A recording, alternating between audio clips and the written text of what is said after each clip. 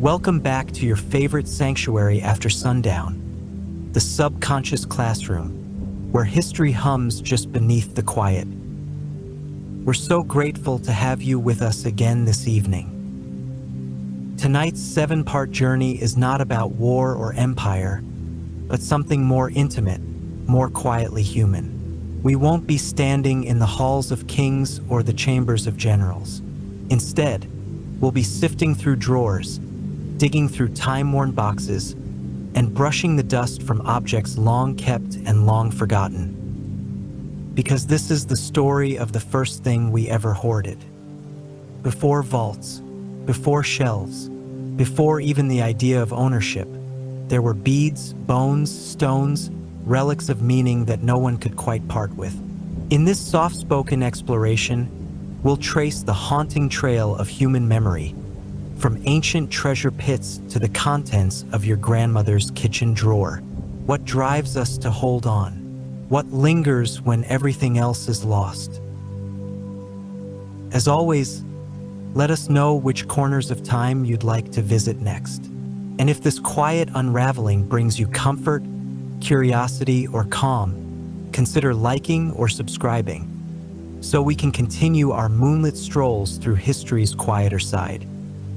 Now breathe deep, let the day fall away, and open the drawer where the past is still being kept. Let us begin. Part 1: Why our ancestors started stashing things.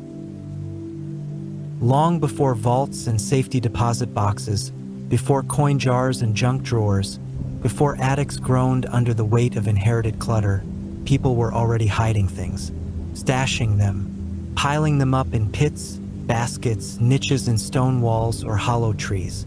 And they weren't doing it to survive. Not exactly. They were doing it because something in them whispered, "Don't let it go." This impulse to gather, to store, to keep is ancient, deeper than civilization, older than writing. It goes back to a time when our ancestors walked through the world in skins and bark, following herds and seasons, and still, they kept beads. Not for food, not for tools, not even for warmth.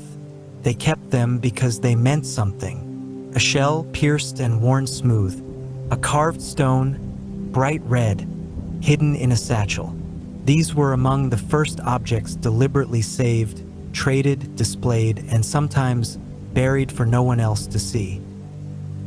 The oldest known examples date back over 100,000 years. In what's now South Africa, archaeologists found tiny perforated sea snail shells, stained with red ochre, buried in layers of earth. They weren't found near food or tools. They were grouped deliberately as if meant to be returned to. They were part of something more than survival. They were part of identity, and perhaps of hoarding. Not hoarding in the modern sense. No stacks of newspapers, no rooms filled with broken lamps. But the root impulse was there. The urge to collect, to assign value, to hide and preserve. As early humans spread across the globe, they carried this impulse with them. In Europe, archaeologists have uncovered bead caches in rock shelters. Dozens of carved bones, teeth, or ivory pieces left behind without clear function. In some cases, these were strung into necklaces. In others, they were simply gathered and stored, like the beginnings of a forgotten craft project. In the cold steppes of Ice Age Eurasia, reindeer teeth were threaded and worn. In Japan, Jaman potters decorated their storage vessels with swirling patterns and kept shards of broken pots for generations. In the Americas, polished stones and copper trinkets were buried under floors. Some had symbolic meaning, others were simply kept. So what made them so irresistible? Part of the answer lies in memory. When you're a nomadic forager, the world moves around you. Landscapes change, seasons shift, people disappear, but an object, that stays. It anchors you. A shell picked up from the coast, carried inland, becomes more than a decoration. It's a reminder, a memory turned solid, and memory even before language mattered. That shell, that bead, that shiny red stone, it tells a story. It might remind you of a child, or a journey, or a place you loved. And so, even when it's no longer needed, you keep it. You don't know why, but you do. Over time, this behavior became more sophisticated. In early farming societies, such as those in Neolithic Europe, people began building granaries and storage pits. These were essential for food security, but alongside them, we start to find other forms of stashing. Stone axes polished to mirror sheen and never used. Clay figures of women and animals buried near doorways. Carefully carved figurines that seem too fragile to have ever served a practical purpose. Some of these were probably ritual objects, but many were likely personal, sentimental, and once again, some were buried in caches, tucked away under floors or behind walls, never to be retrieved, or perhaps always meant to be. And as societies grew, so did the scale of hoarding. In Bronze Age settlements, especially in Central Europe and Britain, archaeologists have discovered massive hoards of metal. Swords, axes, cauldrons, jewelry, all deliberately buried. Some think they were offerings. Others believe they were wartime stashes. But in many cases, the goods were never reclaimed. Whole fortunes were left in the ground, not forgotten, just held in place, waiting. And this brings us to an important point. Hoarding isn't always about use. Often it's about feeling. Sometimes people hoarded out of fear. The world was dangerous. Armies marched. Fires spread. So you took what mattered and you buried it deep. Roman coins hidden in farm fields. Viking silver under a hearthstone. Byzantine jewelry inside a wall. But other times, people hoarded out of desire, because it felt good to keep things, because the objects themselves held power. Not magic necessarily, though sometimes, yes, but emotional power, the power of attachment.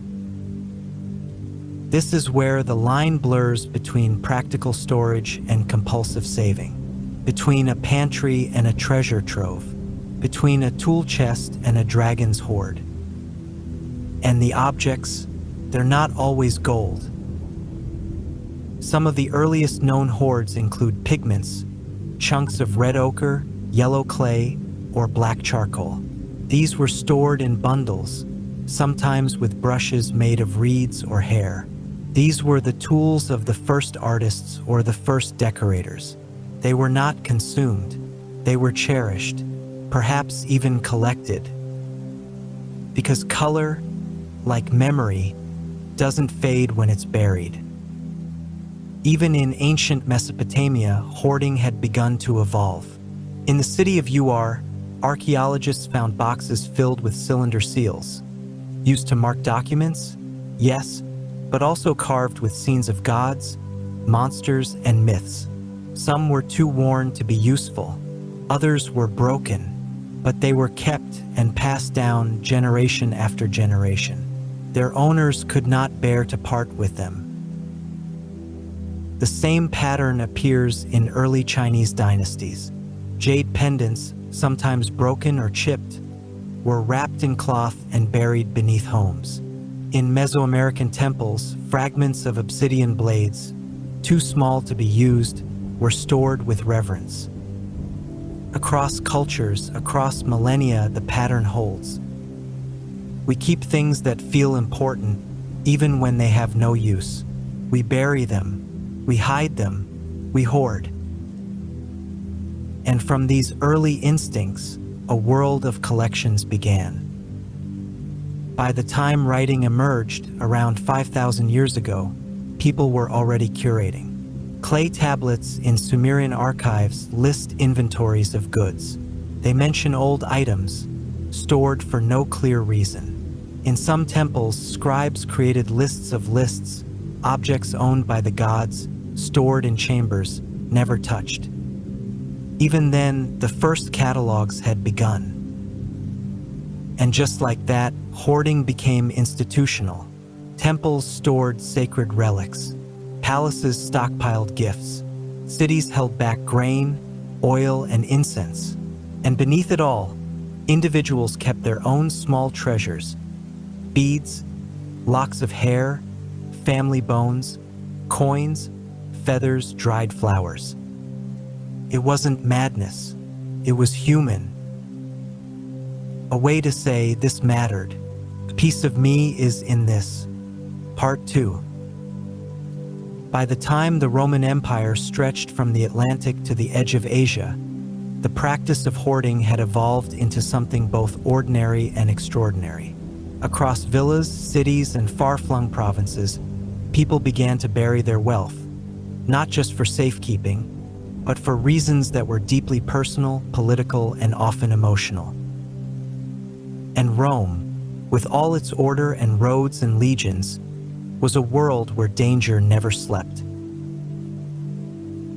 To understand why so many Romans buried their valuables, you first have to understand the emotional backdrop of daily life in the empire. Despite its image of control and stability, Rome was, for the average person, volatile. Armies came and went, borders shifted, barbarian raids happened without warning. Political assassinations echoed down cobbled streets. Fires and plagues could consume a neighborhood in days. So people prepared for chaos. They wrapped their coins in cloth. They sealed their rings and brooches in clay jars. They stuffed gold into amphorae and lowered them into pits beneath the kitchen floor. Some used sealed lead boxes. Others chose oil jars or glass flasks. And then they walked away either by choice, by force, or by death. One of the most famous examples is the Hoard, discovered in Britain in 1992.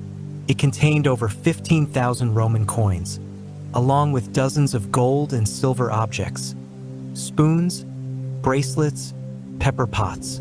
It had been buried in a wooden chest, likely in the late 4th or early 5th century, just as Roman Britain was collapsing. The person who buried it may have been a wealthy landowner.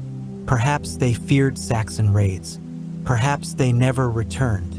But they took the time to wrap each item in cloth or leather, to place it with care. This wasn't panic. It was preparation and hope. And there are hundreds more like it. Across Europe, archaeologists have uncovered Roman hoards buried during times of turmoil. In Colchester, a stash of silver spoons and jewelry. In Pompeii, gold armlets and coins hidden under a tile. In Trier, thousands of bronze coins stashed in a well. Some hoards are obvious attempts to protect valuables from invading armies. Others are more enigmatic, containing objects that seem too sentimental, too specific to be mere wealth. Consider this. One hoard found in northern France included a child's necklace, made of cheap glass beads and bent copper. It had no monetary value, but someone had buried it with silver coins and rings. Why? Perhaps it belonged to a lost daughter. Perhaps it was too painful to keep, but impossible to destroy, so they buried it, a small act of mourning disguised as security. Because hoarding wasn't always about greed. Sometimes it was about grief. The Romans, like many ancient cultures, practiced ancestor veneration. They kept hair, bones, or ashes in urns. They believed the spirits of the dead lingered in the household. Small objects, a ring, a carved gem, a scrap of cloth, could hold a person's presence. And burying them wasn't discarding them. It was preserving them, hiding grief in the ground. We also see hoarding in religious contexts. The Roman world was filled with gods, altars, and rituals. At many temples, people left offerings, coins, figurines, tools, miniatures of everyday objects. These weren't discarded. They were stored in pits, in walls, in jars. Over time, some temples accumulated thousands of such items, layered like spiritual sediment. These weren't gifts meant to be admired. They were meant to be hidden, given to the gods and then sealed away, out of sight but not out of mind. And then there were the military hoards. Roman soldiers were notorious savers. They were paid in coin, often irregularly, and had to carry their wealth with them. Many hid their pay in secret caches while on campaign, buried under tents, stashed in caves. Some of these hoards have been found with coins wrapped in linen, still knotted after 2,000 years. One theory holds that soldiers, often far from home and constantly moving, created these personal banks as mental anchors, places to return to, a ritual of security in a dangerous world. And yet, many never came back. Their hoards became accidental tombstones. Some hoards seem ceremonial, even defiant. In the late Empire, as Rome fractured and its citizens faced invasions and betrayals, people buried wealth as an act of control. If they couldn't stop the empire from crumbling, they could at least decide where their gold would rest. And beneath all of this was the Roman obsession with legacy. Romans were builders, but also memorializers. They wrote wills, carved epitaphs, erected statues, and hoards, in their own quiet way, were legacy projects, even if unspoken, even if never seen again. To bury a hoard was to make a statement. These things mattered. I mattered. If the world falls apart, some part of me will still be here. And for us, thousands of years later, those buried caches become voices. Not loud ones, not clear, but insistent. They say, I was here. I had something to lose. Today, when we find a Roman hoard, it's easy to focus on the gold. But the real treasure is the story behind it. Who chose each item? Who knelt in the dark, hands trembling, hoping no one would follow? Who walked away from the earth, believing they'd return? And who never did? In every coin, there's a fingerprint. In every ring, a pulse. These weren't just hidden things. They were held things emotionally, spiritually, intimately. And once again, the line between practicality and sentiment blurs. Because to hoard isn't just to hide. It's to honor, to preserve, to resist forgetting. Part 3, the medieval chamber of curiosities. If hoarding in the Roman world was about treasure and security, in the medieval world it was about something much more potent: belief. To live in medieval Europe was to walk through a landscape saturated with symbolism. Objects were not just useful, they were charged. Everything meant something, and often many things at once. A bone was not just a bone. A scrap of cloth might be a piece of heaven. A stone might carry the memory of a miracle. In this world, hoarding became holy. The most prized hoards of the time weren't gold coins or jewels. They were relics. Relics were physical remains of saints or objects that had touched them. A knuckle bone, a fragment of skull, a vial of dried blood, a torn piece of a tunic, even hair or fingernails. These were not gruesome trophies. They were seen as living conduits of divine power. Cathedrals competed for the most powerful relics. Some claimed to hold pieces of the true cross. Others displayed the Virgin Mary's veil or a splinter from St. John's jawbone. These relics were stored in ornate reliquaries, often made of gold and glass, shaped like tiny coffins, towers, or hands. Pilgrims crossed countries just to glimpse them, touch them, pray beside them. And yet, many relics were never displayed at all. They were kept in private boxes, hidden behind altar stones, buried under church floors. These secret hoards of holiness were not for show.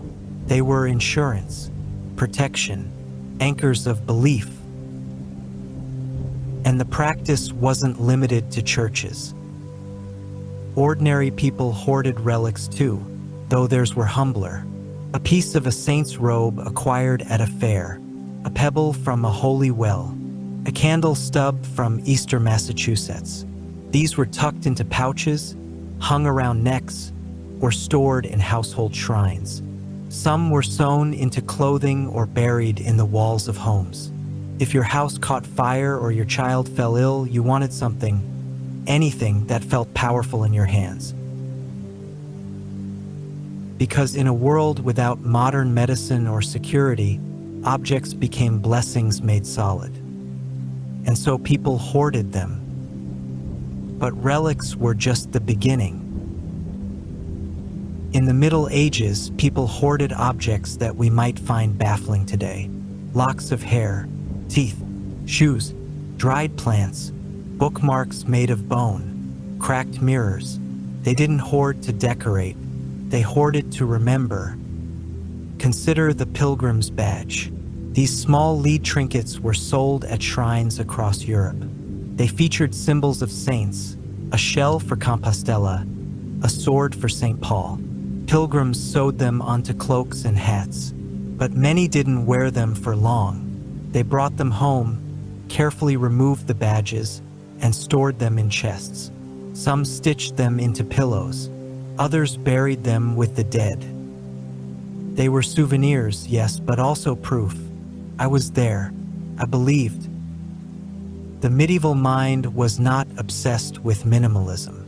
It was preoccupied with meaning, and meaning clung to objects like smoke to cloth. A knight might keep a splinter from his lance, stained in battle. A mother might save her daughter's first tooth, wrapped in linen, placed in a carved box. A student might hoard broken quill tips, convinced the ink inside them still mattered. We even find books filled with hair, strands tucked into margins, woven into bindings. Some were gifts, others were relics of lost loves. Hair doesn't rot, it holds presence, and so it was kept, often without explanation. And in monasteries and nunneries, hoarding took on even stranger forms. Monks copied texts for centuries, long before printing, but some manuscripts contain odd inserts, pressed flowers, scraps of cloth, tiny feathers. One even held a dried lizard, flattened between pages like a lost bookmark. Why? Perhaps it was accidental, but perhaps it wasn't. Perhaps it had meaning known only to the monk who placed it there. In a world so shaped by symbol, it's hard to tell where function ended and feeling began. People hoarded charms, herbs tied with string, bits of wax, small carved figures. Some were for fertility, others for protection. They were passed down, hidden, sometimes feared. We find them today beneath floorboards, in chimneys, inside walls, always placed with care, always meant to do something even if we no longer know what. The medieval home was not tidy. It was full of odd treasures. A scrap of velvet from a noble's cloak, a bone from a feast day animal, a twist of thread from a baptismal gown. Things that told a story, things that could not be thrown away. And this hoarding impulse wasn't just about religion. It was about memory. Most people couldn't read or write. Their stories weren't written down, so they told them through things. That spoon, my father's. That bit of tile, from the church that burned. That stone, from the place where I saw the comet. These objects carried meaning. They held voices, and even if they were never used again, they were kept. And there was another layer to this behavior. the fear of letting go. Medieval theology placed heavy emphasis on sin, judgment, and the afterlife. To discard something meaningful, especially something linked to a loved one, could feel like betrayal. What if the item was needed later? What if the memory faded without it? Better to keep it. Better to have it than to lose it forever. And so medieval hoards were born, not in treasure chests, but in boxes beneath beds, in walls, in hollowed-out books, in the folds of clothing. Quiet collections of quiet lives. Nothing flashy, just presence. Today, we marvel at the beauty of medieval reliquaries. But the true relics are these ordinary hoards, the objects kept out of sight, out of reach, but never out of heart. Because when you live in a world where everything changes, kings, seasons, plagues, fortunes, the things you keep become anchors. They remind you who you are, where you've been, what mattered. And once again, the line between sacred and sentimental blurs. To hoard in the Middle Ages was not to be greedy. It was to be human. Part 4: Cabinets, Collections, and the Birth of Obsession. By the dawn of the Renaissance, Europe was stirring from centuries of spiritual hoarding and stepping into a world increasingly obsessed with knowing, and with owning what was known. The cathedrals still held their relics. Monks still preserved bones and beads. But now something new was taking root. The collector. Not the peasant storing trinkets, not the priest burying charms, but the curious noble, the budding scholar, the early scientist, building something stranger, and in many ways more personal. A cabinet of curiosity. Sometimes called a wonder room, these collections began appearing in the 15th and 16th centuries. They were not public museums. They were private hoards of the elite, rooms packed wall to wall with objects that seemed, in one way or another, worth keeping. And the contents? Anything. Shark teeth, pieces of coral, a mummified hand, shells from faraway lands, deformed skulls, portrait miniatures, fossilized wood. In some cases, feathers of birds no one could name. In others, tools from African or Arctic cultures, stripped of context, named only as curiosities. These were not neatly cataloged. They were arranged by feeling, by fascination, by the instinct that this must be important, even if the reason wasn't clear. In one cabinet, a unicorn horn, likely a narwhal tusk. In another, a giant's tooth, almost certainly a fossilized mammoth molar. These misidentifications didn't matter. The magic was in the mystery, and mystery was the point. The cabinets weren't just for collecting, they were for wondering. To sit in these rooms, surrounded by the strange and sublime, was to feel small and vast at the same time. It was to hoard not just objects, but questions. What kind of creature made this shell? How can a rock look like a piece of flesh? What kind of people carve wood like this? Where do these colors come from? In a world where most had never traveled more than a few miles from home, a single feather from Brazil or a carved gourd from West Africa became a window into the unknown. But make no mistake, these collections were still hoards, organized, revered, but deeply personal. They were reflections of taste, identity, and legacy. And they weren't limited to the curious noblemen. Printers, apothecaries, botanists, and navigators all kept hoards of their own. Pressed flowers, dried herbs, shards of foreign pottery, beads, beetles, bones. These were not just scientific samples. They were keepsakes. Each one carried a memory, a story, a sense of place. Take Ferrante Imperato, an apothecary in Naples in the late 1500s. His cabinet held minerals, preserved animals, seashells, coins, and drawings. The illustration of his museum shows walls covered in antlers and coral, with drawers beneath labeled in Latin. It was less a room than a shrine to curiosity. Or consider Ole Worm, a Danish physician who hoarded everything from runestones to taxidermy birds. His cabinets blurred the line between medical study and folklore. He collected not just items but meanings, stories about what they could do, what they had once been believed to cure or cause. Even Leopold of Austria, a Holy Roman emperor, kept a private chamber of curiosities that included relics of saints, instruments of torture, animal oddities, and mechanical inventions. The unifying theme? Possession of the strange. Because to hoard at this time was to declare, I have seen what others have not.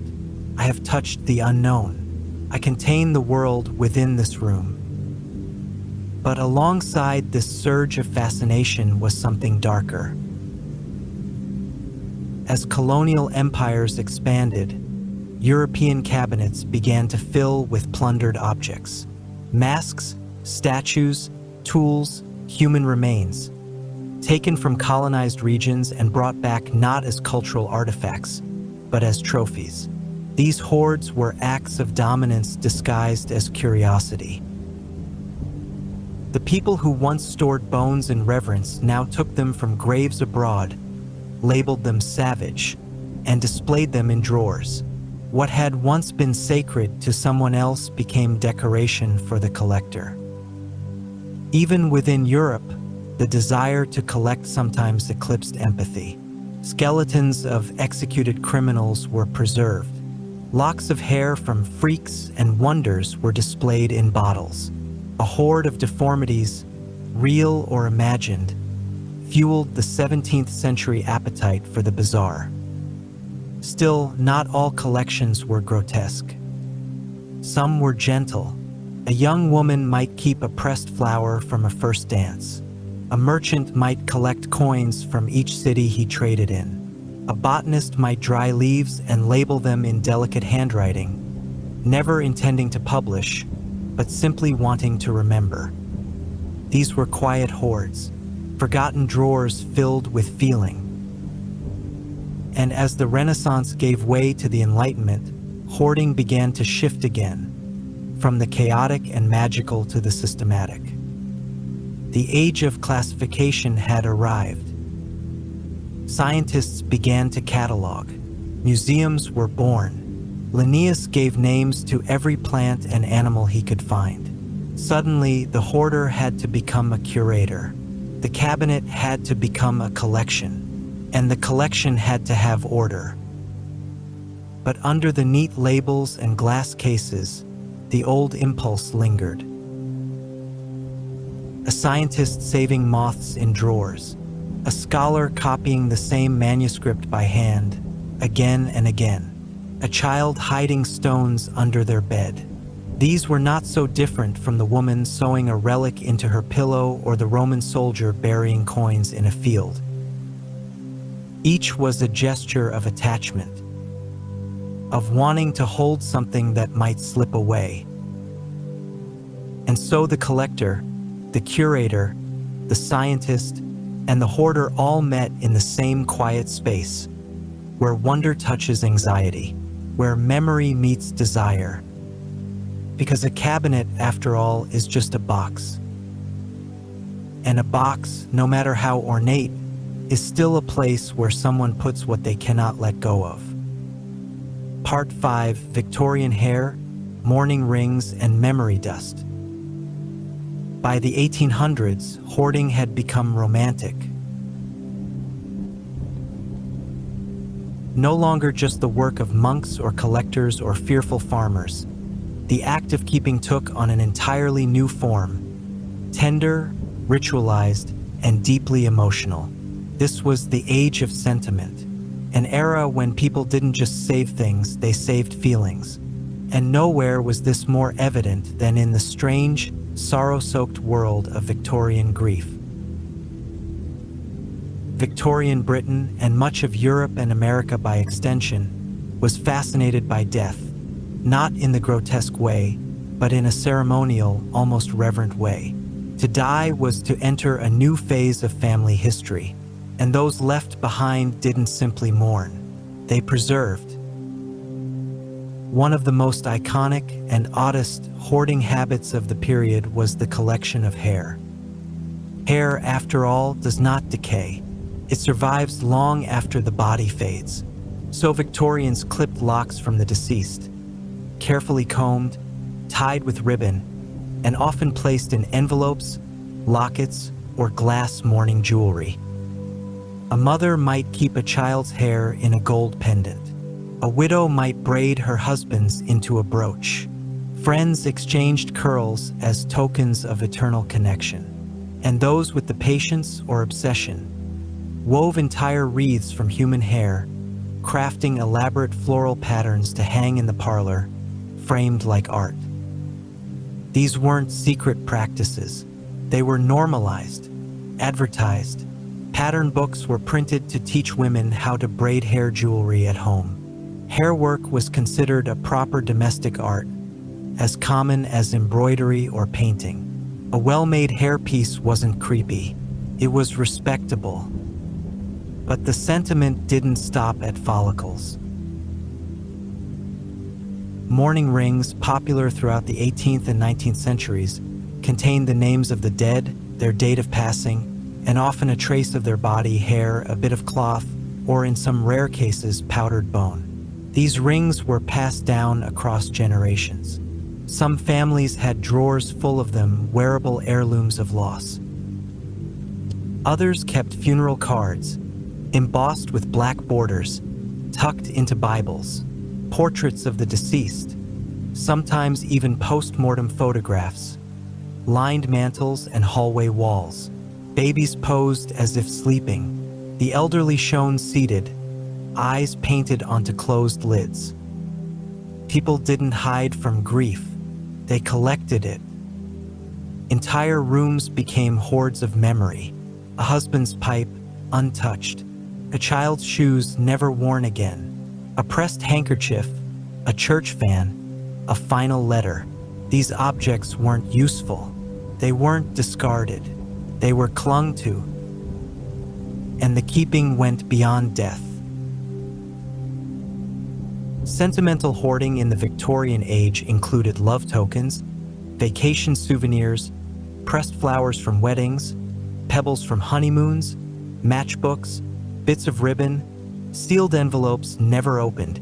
Tiny scrapbooks were assembled, some no larger than a playing card, filled with lace, tickets, sketches, leaves.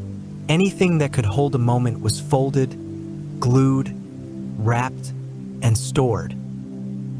One could find boxes, sometimes called memory boxes, sometimes forget-me-not drawers, in nearly every home. These were not meant to be displayed.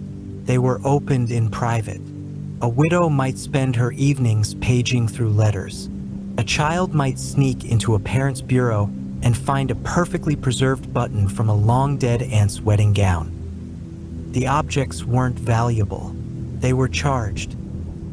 And often they were never spoken of again. This was the hoarding of quiet grief, of unspoken nostalgia, of people who understood that sometimes the only way to survive the passing of time was to collect it in pieces. But even in this age of sentimentalism, the line between saving and obsession sometimes blurred. Some people couldn't stop collecting. One man kept hundreds of umbrellas, convinced each one had a story. Another woman in Boston refused to throw away food wrappers from picnics with her dead fiancé. Her home became a shrine of candy boxes and crumpled receipts. Doctors began to take note. Hoarding as a term entered the medical lexicon, not yet as a disorder that would come later, but as a symptom of melancholy, of arrested grief. A person who couldn't let go of objects was seen as someone who hadn't yet let go of something else. And yet, in most homes, the hoarding was not pathological. It was practical emotion. In a world where death came quickly through cholera, tuberculosis, childbirth, the need to preserve people through objects felt necessary. There were no digital photos, no video clips, no voice recordings, just hair, just handwriting, just lace. Father dies. His daughter keeps his shaving brush. A wife passes. Her husband saves her comb, still caught with strands of hair. The world keeps turning, but in the drawer, in the box under the bed, time stays still. Even the dust became sacred. In some homes, the mantle or piano was never cleaned because the dust was thought to include particles of the dead, their skin, their presence. This was more poetic than scientific, but it held weight. To disturb the dust was to disturb memory. The Victorians were also obsessed with taxonomies of emotion, keeping love letters labeled by year, by intensity, by sender. A woman might store her correspondence from a failed engagement in one drawer and from a secret affair in another. The organization wasn't about logic. It was about protection. Emotional filing systems visible only to the person who made them. And, of course, there were the hidden hoards. The box in the wardrobe, the shoe in the attic, the envelope slid behind a mirror. These were items too private to explain, but too powerful to lose. Historians today still find them in old houses being renovated, in the walls of Victorian townhomes. A note, a locket, a handkerchief with initials stitched in blue. No explanation. Just an object tucked away as if waiting to be remembered. And we, centuries later, become the next step in the hoarding chain. We inherit these things. We hold them and wonder, why this? Who was this for? We don't always know, but we rarely throw them away. Because something in us understands what they were trying to do. To keep hold of the person, the moment, the self. To bottle time. To build out of buttons and letters and hair a memory that could outlive the memory. To hoard not out of greed, but out of low. Part 6. From junk drawers to dragon lairs. By the 20th century, hoarding had undergone a quiet revolution. Gone were the reliquaries and mourning rings. Gone were the saints' bones and pressed flowers hidden in hymnals.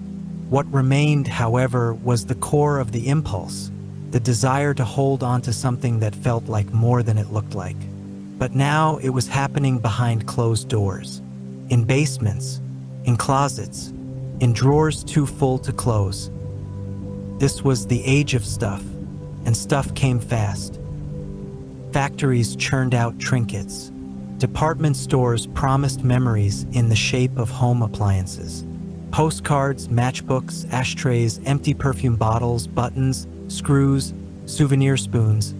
Each item had a purpose until it didn't. But even when it stopped being useful, it didn't always lose its meaning. And so we kept it. In the back of the cabinet. In the old coffee tin marked miscellaneous. In the shoebox of keys that fit no locks. The junk drawer became its own cultural institution. Every kitchen had one. The space where memory and logic collided. Thumbtacks, twist ties, birthday candles, a marble from someone's childhood, a nail that might be useful someday, and beneath it all, a note from 1976 that no one had the heart to throw away. These weren't relics of saints, but they were relics of routine. They represented something strange and distinctly modern, potential. The possibility that this thing, this receipt, this clip, this token might still be important, might one day be needed, might someday explain something. And so they were kept, not out of fear, not even always out of nostalgia, but because letting go felt harder than storing. Meanwhile, the places that once stored memory, libraries, archives, museums became more selective. They began to discard, to declutter, to curate with tighter standards. And so the hoarding shifted again into the personal. Attics filled with cardboard boxes.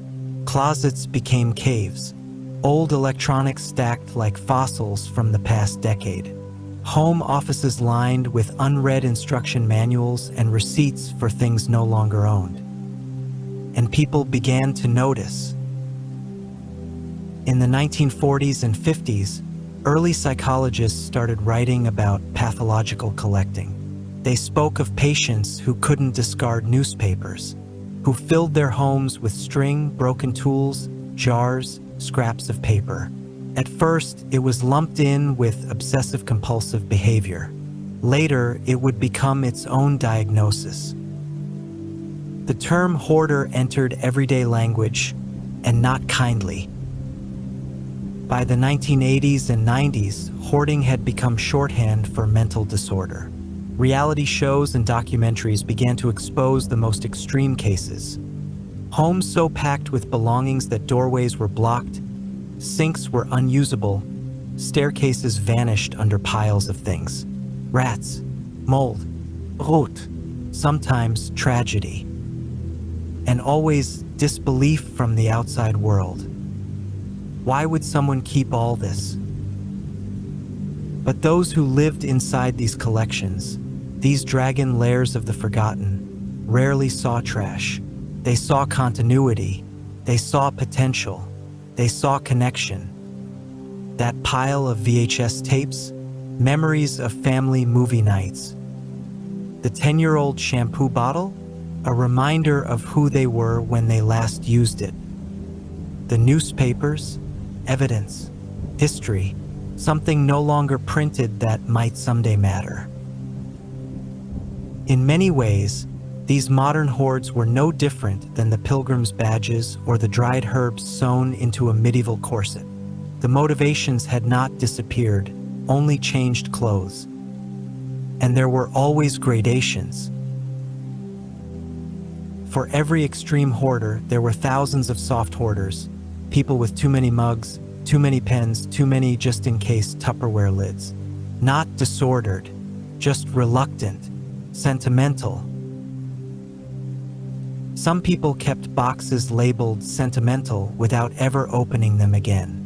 Wedding favors, graduation cards, baby clothes from children now grown, socks with holes, t-shirts too beloved to wear again.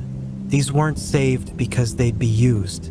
They were saved because they once mattered, and that somehow was enough. There was also a cultural shift beneath it all. The 20th century had turned people into consumers. Advertising made us believe that our identity could be found in what we owned, that a kitchen wasn't complete without a third toaster, that you could become a better version of yourself if only you had the right desk lamp, the right shoes, the right notebook. But once identity becomes tied to objects, those objects become harder to part with. Throwing away the shirt you wore when you met your spouse begins to feel dangerous. Giving away the books you loved in college feels like surrender. And so you keep them, stack them, protect them. You hoard, even gently, because you're afraid of forgetting who you were. And then there's fear itself. The Great Depression left a generation of people convinced that waste was sinful. Food was hoarded. Cloth was saved.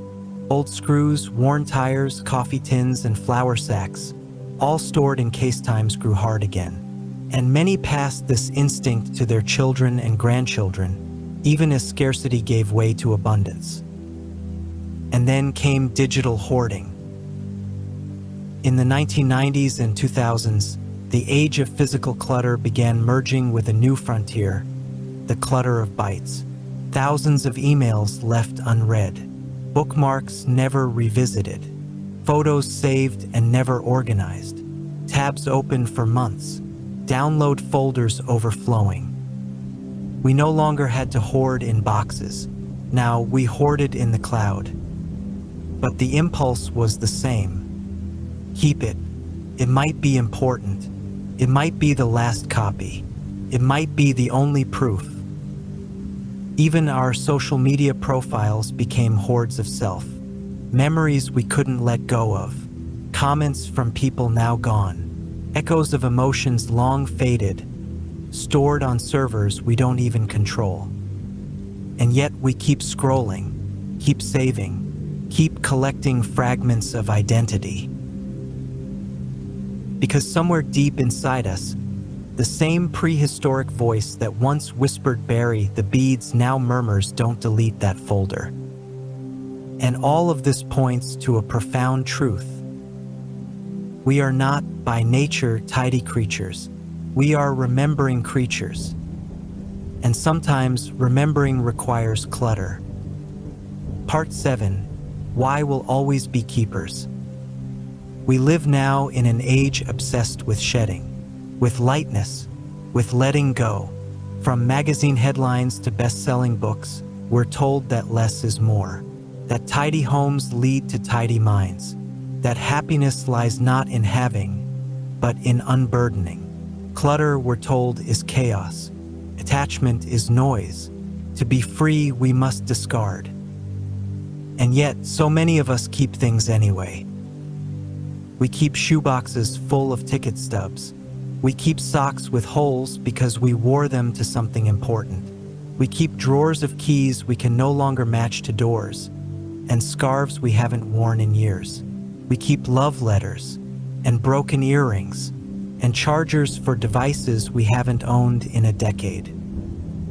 Because under the minimalism, the organization, and the pressure to simplify, something older stirs. Something older than shelves or suitcases or curated closets. Something that whispers, keep it. Because we are not designed to forget easily.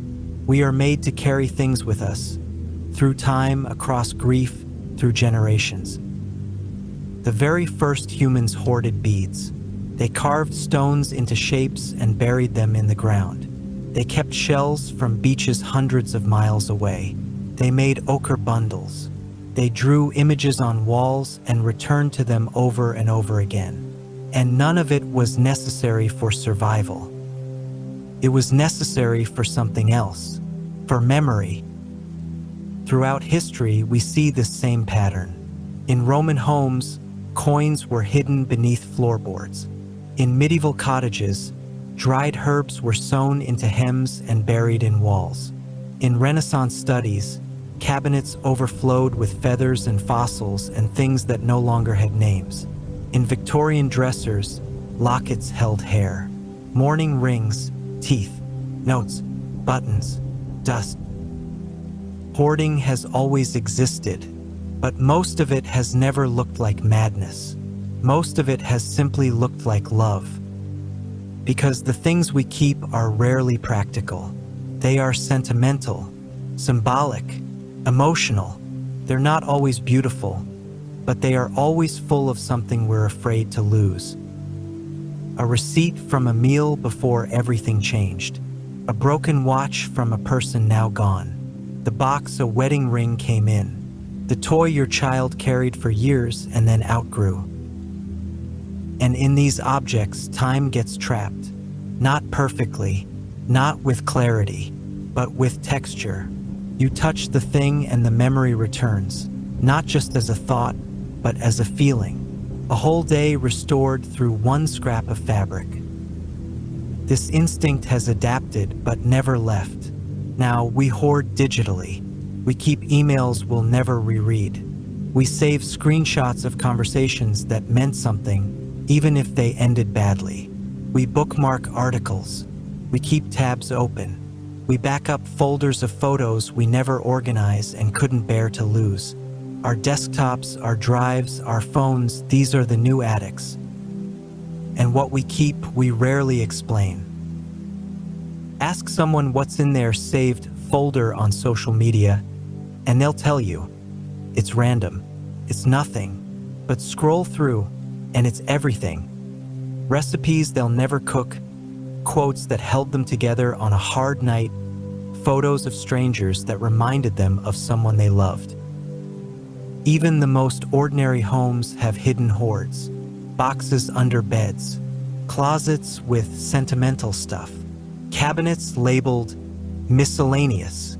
Sometimes the items have no names, no use, and no visible value, but they've survived every spring cleaning, every garage sale, every move. Why? Because they've become witnesses to lives lived, to moments past, to selves that once existed and may not exist anymore. Hoarding is not always visible. It happens in small acts. Keeping the mug with the chipped handle because your grandfather drank from it. Refusing to throw away the shirt you wore the day you got the call. Carrying a stone in your bag because someone gave it to you and you don't remember why, only that it felt like a promise. Even the things we don't use still speak. They say, you mattered to someone. You were once needed. Modern psychology has tried to categorize hoarding. It has a diagnosis now, studied, analyzed, and treated. And yes, hoarding can hurt. It can trap people in disorder, in fear, in paralysis. It can fill homes with danger. It can become more than memory, it can become isolation. But outside the extremes, hoarding still exists in its gentler forms. Not as dysfunction, but as devotion. In the museum, it's called curation. In the archive, preservation. In the home, it's just keeping. And often, it's the only way some stories survive. Historians don't always know why certain items were saved. A child's shoe, piece of ribbon, a note that simply says Wednesday, but when found centuries later, they still feel charged. And we, the finders, feel something too, something like kinship, as if we're being told, I want it to be remembered. That's what hoarding really is. A fight against disappearance. A rebellion against the blankness of time. A quiet belief that things matter, even when they don't serve a purpose anymore. Because when the people are gone, and the memories start to fade, and the voices grow faint, what's left? A brooch, a photograph, a pressed daisy. These aren't trash. These are anchors, and everyone needs something to hold on to. So if your closet is fuller than it should be, if your desk drawer is full of little things that don't make sense to anyone else, if you've kept a voicemail you've never listened to because you're not ready, then you're not doing anything wrong. You're just human. And humans are keepers. We are gatherers of meaning. We are collectors of our own stories. And in the end, when all the cabinets are opened, and the drawers are emptied, and the boxes are dusted off, what we leave behind won't just be clutter. It will be a map, a memory trail, a testament, not to chaos, but to care. Because the first thing we ever hoarded wasn't food, or gold, or even safety. It was a moment, made solid, held close. And maybe, just maybe, that's the most human act of all.